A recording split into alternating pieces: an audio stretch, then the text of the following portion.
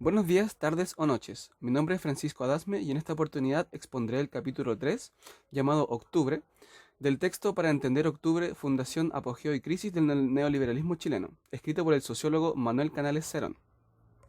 Manuel Canales es doctor en Sociología por la Universidad Complutense de Madrid, lugar donde también se recibió de Sociología. Es profesor titular de la Facultad de Ciencias Sociales de la Universidad de Chile, desempeñándose como profesor de cátedra y profesor guía de seminarios de grado y de títulos. Como un resumen de la presentación, inicialmente se desarrolla el primer subcapítulo denominado La revuelta de los que sobran, fulgor y crisis del neoliberalismo chileno, donde se abordan características del régimen neoliberal chileno y su enraizamiento en la sociedad, así como su posterior crisis.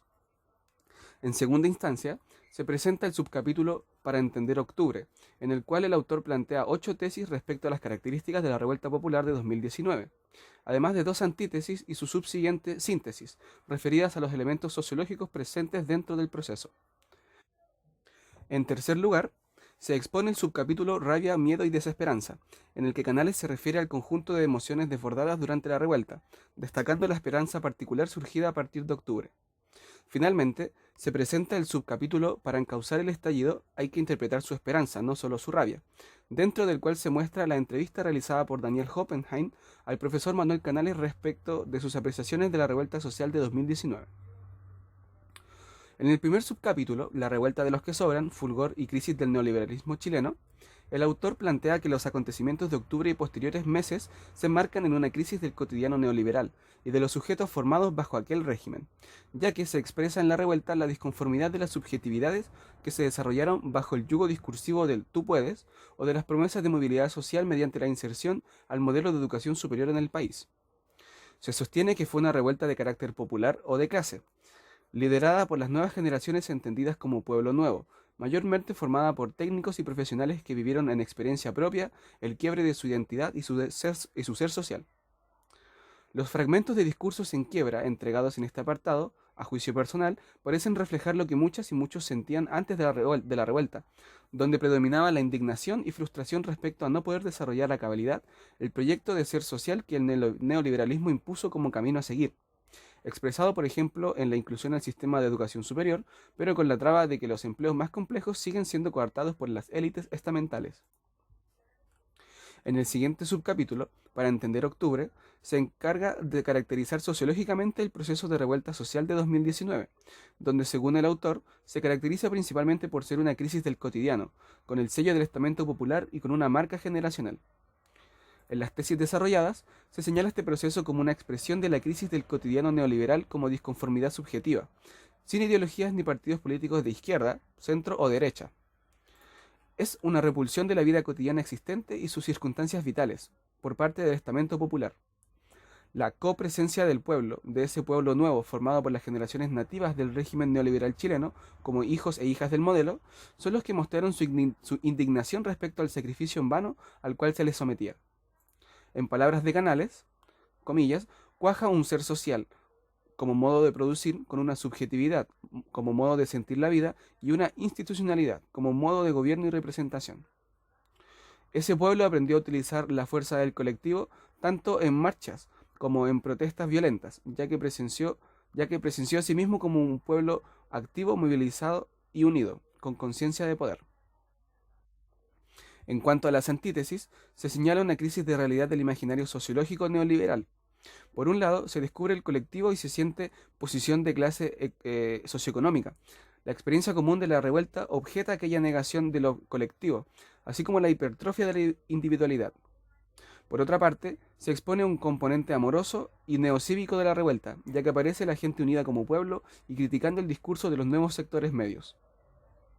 Por último, la síntesis propone que la crisis muestra 3 fracturas en el modelo de desarrollo chileno.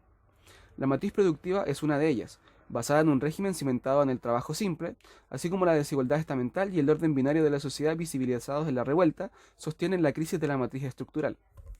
La estamentalidad también aparece como crisis del modelo, en tanto se vio develada como esquema fundacional reproducido por la matriz productiva. Por último, el desfonde de la política corresponde a una crisis del modelo según la baja legitimidad que poseen las instituciones políticas y la escasa conexión con las demandas expuestas durante la revuelta. Para cerrar este apartado, Canales plantea la idea de la refundación del proyecto social basado en la transformación de la matriz productiva que ofrezca empleos complejos, en la disolución de los estamentos y en un nuevo modo de hacer política o proyecto político. Esto también sumado a los cambios que deriven del proceso de nueva constitución. Siguiendo con el texto, en el tercer subcapítulo, Rabia, Miedo o Desesperanza, plasma las emociones presentes dentro de la revuelta social, como un desborde de la subjetividad y un catalizador de emociones como el miedo o la esperanza. Al darse la revuelta, el pueblo obtiene conciencia de su poder por su homogeneidad de intereses. Descubren el poder del ser social ante un orden quebrantado. También se entiende como un cambio en la correlación de fuerzas morales o ideológicas. El miedo se traspasó desde el pueblo violentado sistemáticamente hacia las clases dirigentes o élites, puesto que se perdió el respeto estamental. La esperanza nacida desde el pueblo puede ser canalizada mediante la refundación.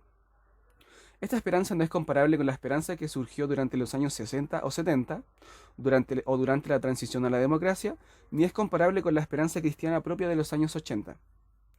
La esperanza de la misma esperanza fue traída por la Revolución Pingüina de 2006, retomada por el movimiento estudiantil de 2011 y decantada finalmente en la esperanza latente de la Revuelta Popular de 2019.